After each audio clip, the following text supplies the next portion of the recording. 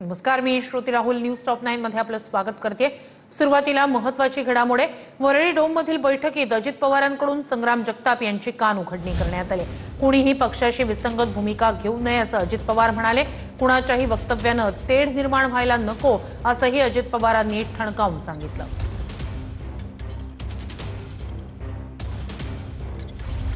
त्याच्या संदर्भामध्ये आम्ही नोटीस त्याला काढली।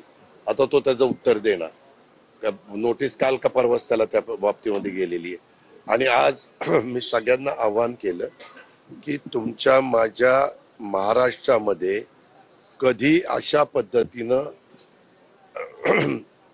वेगवेगळ्या समाजामध्ये एवढं असं अंतर पडलेलं आपण कधी पाहिलं नाही।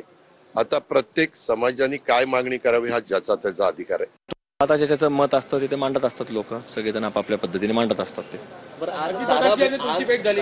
झाली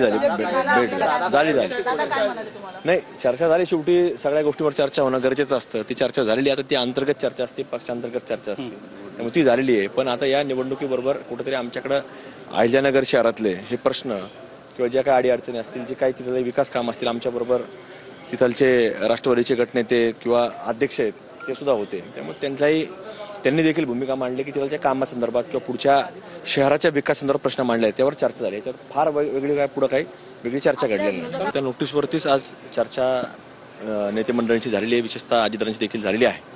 आणि त्याच्या बाबतीमधलं जे काय असेल ती चर्चा आमच्या अंतर्गत ही झालेली आहे।